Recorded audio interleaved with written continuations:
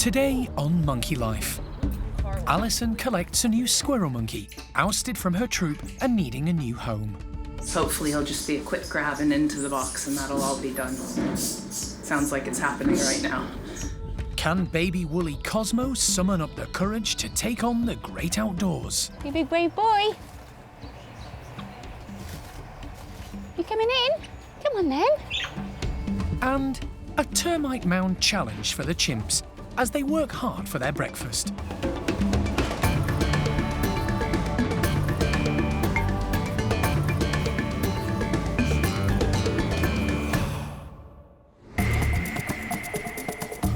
Monkey World in Dorset, buried deep in the English countryside, is the largest sanctuary of its kind on the planet. The team, led by Dr. Alison, rescue and rehabilitate abused and unwanted primates from all over the world. Jeremy's grooming her really lovely, so I think we're going to make good progress. The park provides a home for more than 250 monkeys and apes from 22 different species.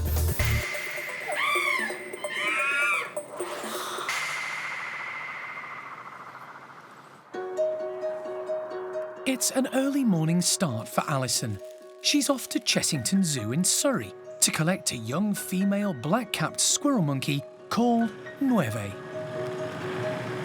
They have a young 3-year-old female squirrel monkey who was actually booted out of her group, which is rather unique. It's usually the little boys that start stirring up trouble and get kicked out.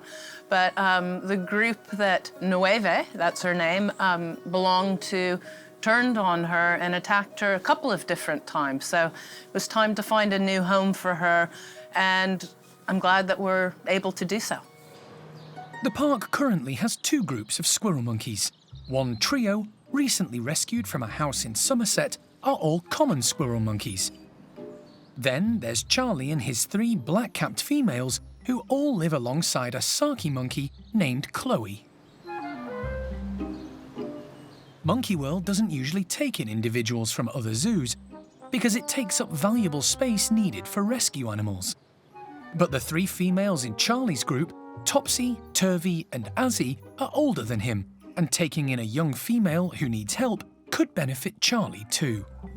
If we can get Nueve integrated with the other 3 feisty, older black-capped squirrel monkeys, then it means that Charlie and Nueve will have a longer future together. Alison has arrived at Chessington and is welcomed by Emma Smith, a senior keeper at the zoo who looks after and cares for most of the primates there, including Nueve. Okay, this is Nueve. This is your little girl. What? And where is your missing fingers? Since being rejected by the group, Nueve has been kept apart from them to avoid any further injury, although she does have the company of her dad, Brooke. Nueve is lovely. She's very cheeky. I would say a cheeky monkey, but she really is a cheeky one. She loves watching people and interacting through the windows with guests. She's just a little troublemaker as well. I will be very sad to see her leave, although I know it's for the best for her and she's going to a lovely place. It will be very sad to see her off, but hopefully she'll have a nice long future ahead of her with some lovely company as well.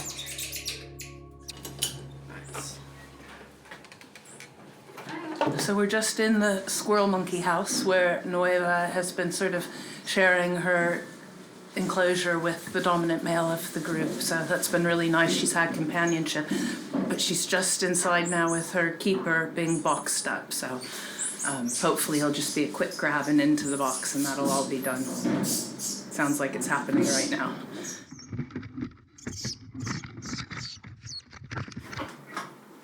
Oh, All good? yeah, she's had fun with your towel though. You're all right, little girl. She's gonna be good as gold, and she'll just have to carve out her little niche with our ladies. Before the journey back to Monkey World, Alison does what she can to make Nueve as calm and settled as possible. A few waxworms seem to do the trick. She looks really good in the fact that she's like checking us all out and is now settled down and isn't sort of scrambling at the door and taking a few waxworms. I mean, if you're in fear for your life, you don't sit down and have snacks. So I'm really pleased, and once we get on the road and moving, she'll even settle down and hopefully tuck up in her blanket. So really good, she's a beautiful little girl. Once the paperwork signing her over to Monkey World is done, and Nueve is loaded up and secure, it's time to say goodbye. Okay. Yeah, again. Yes, thank you very much. Nice to meet you guys. Look after yourself. Next stop for Nueve, meeting Charlie and 3 feisty females.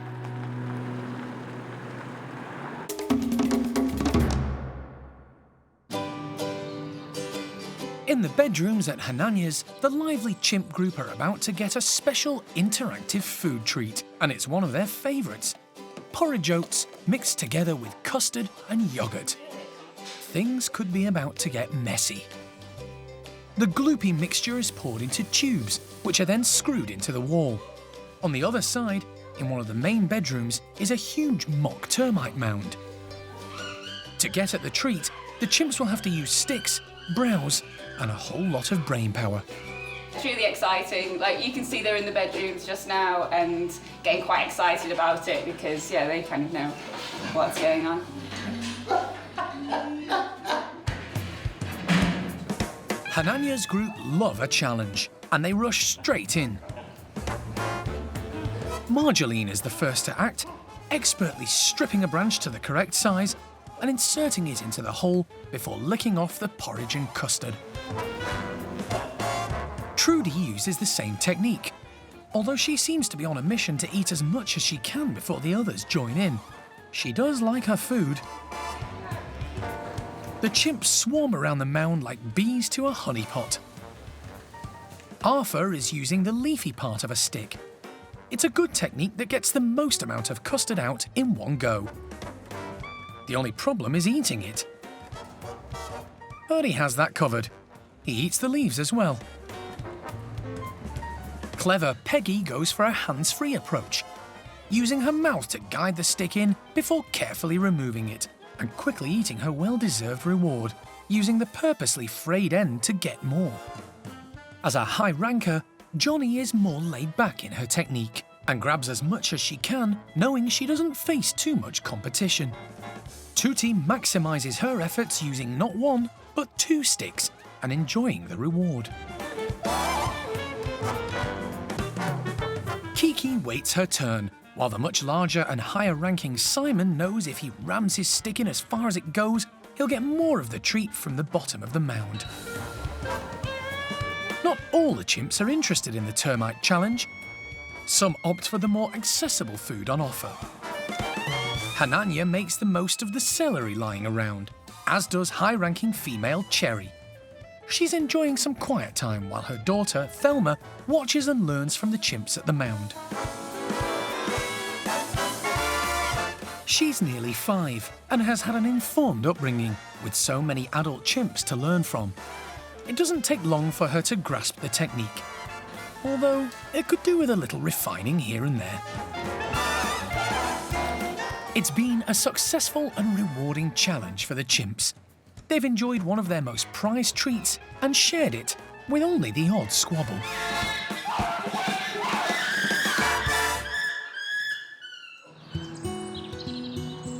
There are delicacies on offer at the Capuchin Lodge too, where Eriko's group of 14 monkeys are in for a creepy crawly treat. For some months, the primate care staff have been carefully cultivating rotten logs.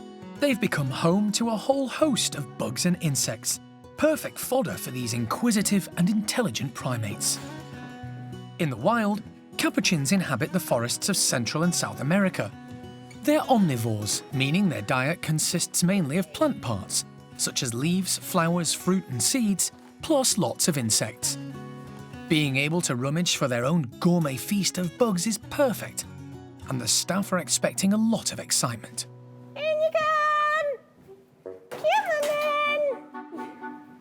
As head of the group, it's 13-year-old Eriko who leads the way. But he's distracted by some sliced beetroot, which has also been left out for breakfast. It's the girls, including Becky, and Zoe, who gets stuck into the task of finding the grubs and insects.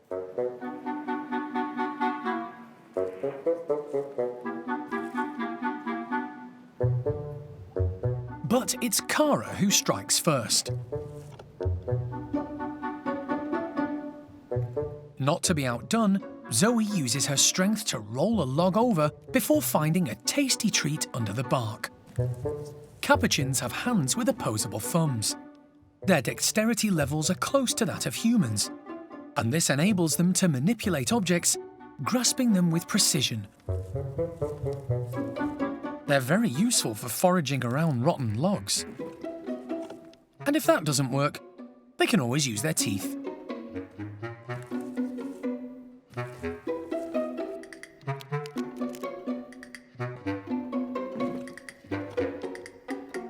Leader Eriko is still focused on the beetroot and fruit spread around the enclosure, while his sidekick Sean has a rummage in the bark. But he's missing a few fingers, which means it's not quite as easy for him. Zoe has hit the jackpot, scooping up as many woodlice as she can. But when she goes back for seconds, she has to give way to Kara, who's determined to get her share.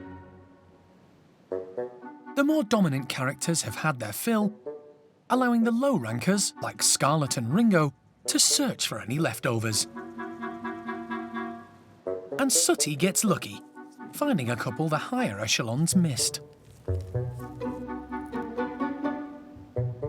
It's been a fun and stimulating morning's enrichment for the Capuchins.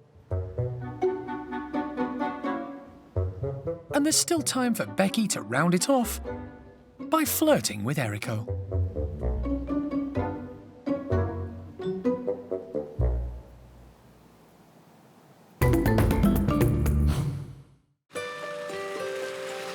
Alison has arrived back with the park's newest addition, 3-year-old black-capped squirrel monkey Nueve from Chessington Zoo. Primate care team member Karen is waiting, keen to get a first proper look at the youngster. The staff are eager to see the reactions of the other squirrel monkeys in this group, especially Charlie. Until now, he's had the company of 3 older ladies, plus Chloe the Saki monkey.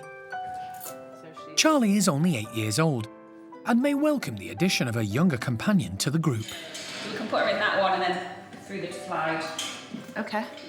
To help Nueve adjust, Karen lets her into a bedroom to give her time to get used to the new surroundings. Good girl. She can see and smell her new housemates, but there won't be any physical interaction until Alison and Karen are happy she'll be able to cope. She also has the larger figure of Saki monkey Chloe to get used to. She looks really well. She's small, but she looks healthy. She's active, very vocal. Seems very interested in everyone around us. It's got a lot going on in this house. So there's obviously 7 other squirrel monkeys, our Saki monkey Chloe, and 2 marmosets in here. So there's a lot for her to take in. But yeah, she's looking good so far. Nueve is super confident, running around and exploring. It's quite a contrast to most of this geriatric group. Elderly female Topsy is keen to get a good look, and so too is Charlie. Do you want to bring Charlie next door now and we could look at it, but it's very bold. With things going well, Alison decides to let the energetic youngster meet a potential new playmate. Karen opens the slide to let Charlie through. The team hope he'll be keen to see a new female and become an ally when Nueve meets feisty older ladies Topsy and Turvy.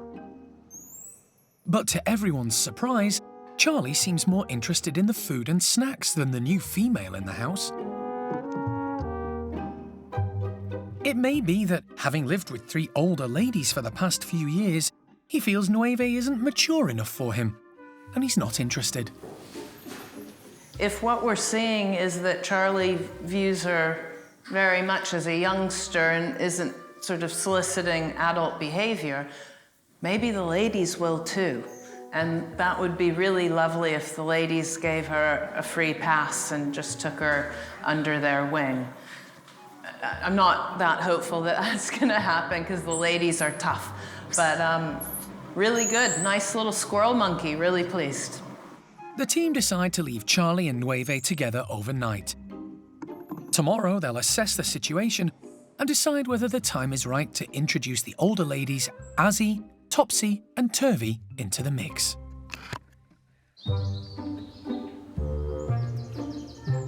At Lavar's enclosure, the team have been gently trying to encourage one-year-old woolly monkey Cosmo to take his first steps into the great outdoors.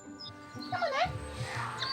Come on. It's been a work in progress for the youngster and his carers. And although he's come close, he's never quite made it all the way to the outside enclosure. For the first 6 months of his life, Cosmo was hand-reared by Alison and the team at the park. Hello, man. They stepped in after first-time mum Isla rejected him at birth. One more? I know. For the last 6 months, he's been living with other woolies. And he's now a fully integrated member of Lavar's group. However, so far, little Cosmo has been reluctant to join the others in the outside enclosures, preferring to spend his time having fun in the playroom. He has occasionally managed to venture out into the tunnel system before losing his nerve and heading back to the safety of the playroom. He's actually taken quite a while to kind of build up his bravery and his courage to come outside. We do have a really long tunnel system leading down to the cage enclosure. So for a little chap, it is a big old journey for him to negotiate and to make his way down and find where the other monkeys are hanging out all day. Lavar's group have 2 outside enclosures. The larger tree-filled area is open to the elements, whereas the smaller one has a caged roof, perfect for protecting little woolly monkeys from aerial predators. You big brave boy. You coming in? Come on then. Oh, good boy. Well done. Hi. I know, you're very clever. And it's this smaller one where little Cosmo finally takes the plunge. And the minute he sees what's out there, he's in his element.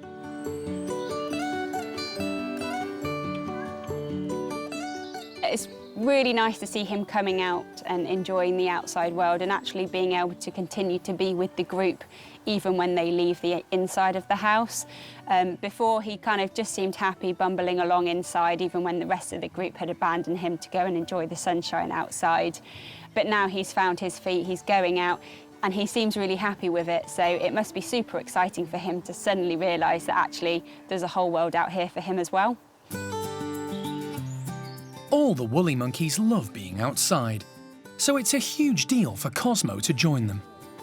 It'll help his social development, as well as the bonding process with the rest of the group. They in turn can act as his protectors, encouraging and reassuring him if he's worried. He also has an ideal playmate in 3-year-old Carlos. Carlos is a little bit rough and tumble at times, you know. He does like to throw his weight around a little bit with Cosmo because, you know, he is bigger than him, so he takes his opportunity where he can get it. But they are good mates and they do enjoy playing together, which is really good, and that's brilliant for Cosmo, you know. It just means that he can really engage with individuals really nicely. For Cosmo, his journey from newborn to a fully integrated member of Lavar's group is complete. He's full of energy, full of character, really, really lively. So he can be a little bit cautious with new things. It all takes him a little bit of time to kind of get used to it, to think about it. But as soon as he decides that he's going to go for it, then that's it, nothing's stopping him. And he's basically full steam ahead, and that seems to be exactly what's going on here. And he's really embracing this new enclosure.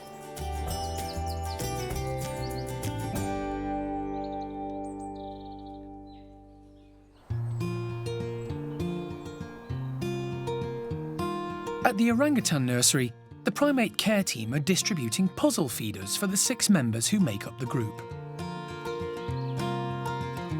This is kind of based on sticky rice that you get in Indonesia or in Asia. Basically lots of woven tubing, and you've got some hard fruits, whole fruits in there. It's very, very difficult for them to get it out, so hopefully it will make them work their muscles, make them climb a bit more, and get them up high like they should be. The feeders have been filled with fresh strawberries and pieces of frozen fruit. The orangutans will have to use their brains, as well as strength and dexterity, to get to the treats. But to give some of the younger ones a chance, there are also a number of bowls filled with yogurt to enjoy. I think some of the young ones might have trouble, but it'll certainly make them play with it for a bit longer. And the longer it takes them, obviously, the more exercise they get. As expected, it's the older individuals who make a beeline for the food.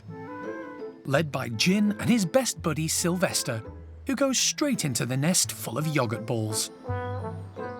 But adult Oisin wants the top prize and immediately starts to tackle the puzzle feeders. She's determined to get to the strawberries and frozen nectarines inside. Bulu is quite content to hang around and watch. Orangutans are incredibly bright, and the nursery's a great place to learn.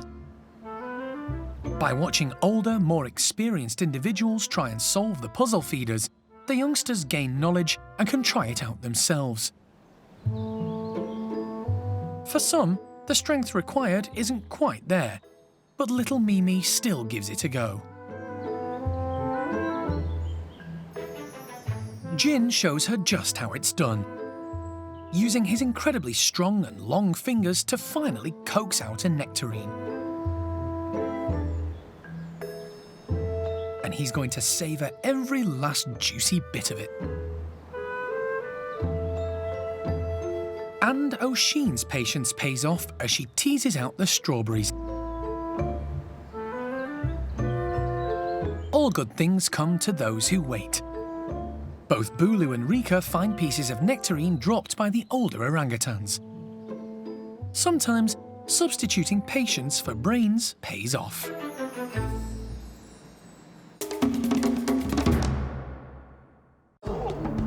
Next time on Monkey Life, Alison's on a mission to collect a marmoset found climbing scaffolding on a large block of flats. So he must be an escaped pet or a released pet. And I'm surprised that nobody's bothering to try and find him. And the hunt is on when the spider monkeys get sweet treats.